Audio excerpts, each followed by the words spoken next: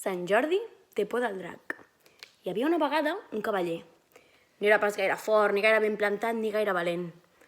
La veritat és que no ressaltava en res en concret, però en Jordi, que així és com es deia, estava orgullós de ser cavaller. Al nostre cavaller li encantava rentar-se la cara amb l'aigua fresca, galopar contra el vent, conèixer llocs nous cada dia i, sobretot, tenir temps lliure per parar al sol i llegir. Però hi havia una cosa que l'amoïnava molt en Jordi. Els dracs li feien pànic, tant que els evitaven tots els seus viatges.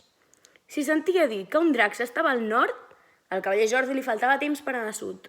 Si el drac volava cap a l'est, ell cavalcava cap a l'oest. S'havia tornat tan hàbil esquivant-los que mai es topava amb cap, ni tan sols amb un de petit. Però a vegades se sentia malament de no poder protegir les persones de l'amenaça dels dracs. Llavors, dedicava hores a idear 1000 maneres d'enfrontar-se a la bèstia temuda. Llegia els llibres de cavalleries més famosos i aprenia de memòria els millors trucs per matar-los. Però no hi havia res a fer. La por que sentia davant un drac era tan desmesurada com insuportable. Un matí d'abril, el cavaller Jordi passejava tranquil·lament pel camp quan, tot d'una, va veure's envoltat d'una multitud que cridava entusiasmada: «Ja tenim cavaller, ja tenim cavaller!» En veure'ls, el primer que li va passar pel cap va ser fugir. Però pensant-ho millor, aquella gent necessitava un cavaller. Un temible drac havia fet presonera la princesa i els tenia aterrits. No els podia fallar. El van acompanyar fins al camí del turó. «Sort, sigues valent!» cridaven. I el rei li va dir: «Cavaller Jordi, ara endavant hauràs de fer camí tot sol. T'esperarem fins que tornis i el teu coratge serà recompensat». En Jordi es temia el pitjor. I si es trobava el drac de cara? Caminava d'esma i sentia un nus a la gola. Ell era un home bo. Mai no havia fet mal a ningú.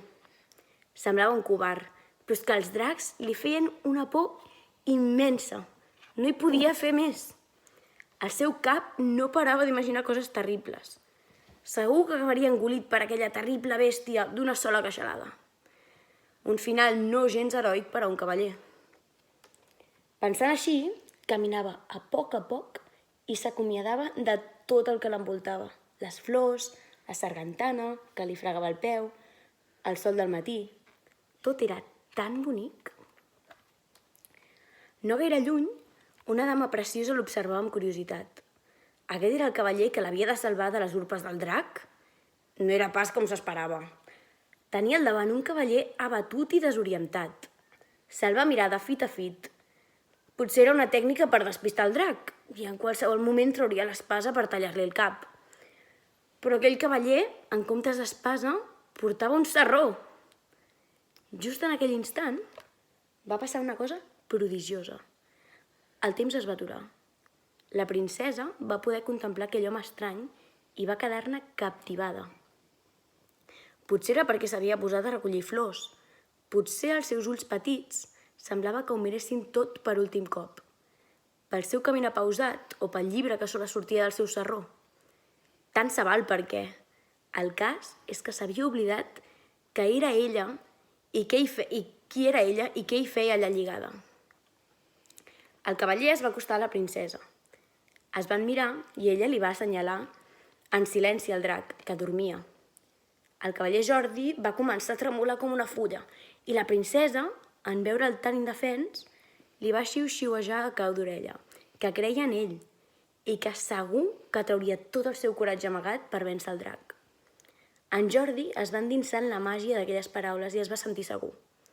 La princesa li havia desvetllat la valentia. Unes paraules d'amor i la por havia desaparegut. El cavaller es va encaminar decidit cap al drac. Pels llibres de cavallers sabia que només hi havia una manera de vèncer el drac. Primer, calia apagar-li el foc de la boca. Segon, havia de dominar-ne la voluntat. I finalment, calia guanyar-se el seu cor. Per això, necessitaria, a més de valor, flors d'arç, una pedra per llançar-la a la gola del drac i una espasa. D'una revolada, van taforar les flors d'arç dels narius de la bèstia. Al cap d'uns segons va passar el que havia previst.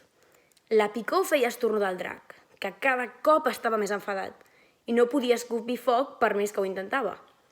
Després, en Jordi es va ficar una pedra al sarró i va començar a desafiar el drac, que estava furiós. Qui era aquell minyó sense espasa que acusava raptar-lo? El drac es va pensar que seria fàcil cruspir-se d'aperitiu, abans de menjar-se la princesa. El drac va obrir la boca i en Jordi va treure la pedra del sarró per fer-hi diana. Va llançar-la amb totes les seves forces amb un tir molt encertat per aconseguir dominar-lo. El drac maldava per escopir aquella pedra i va començar a bramolar. Però per sort, a poc, tal com deien aquells llibres, aquella fúria es va anar convertint en calma. Tot seguit es va fer el silenci. El drac havia perdut la seva voluntat i ja no treia foc. Qualsevol cavaller amb una mica de seny hauria agafat l'espasa i l'hauria clavada al cor de la bèstia. Però en Jordi no tenia espasa, o sigui que avançaria el cor del drac de l'única manera que sabia. Es va acostar al seu pit enorme i va dir: «Ja no faràs més mal. Ves, ets lliure». El drac, agraït, va marxar volant a la recerca d'un lloc nou per viure. El cavaller va córrer cap a la princesa i la va alliberar.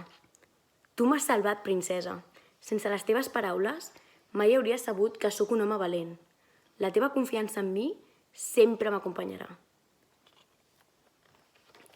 Diuen que aquesta història es va convertir en llegenda i que el cavaller Jordi el van començar a anomenar Sant Jordi per les històries de valor que se n'explicaven.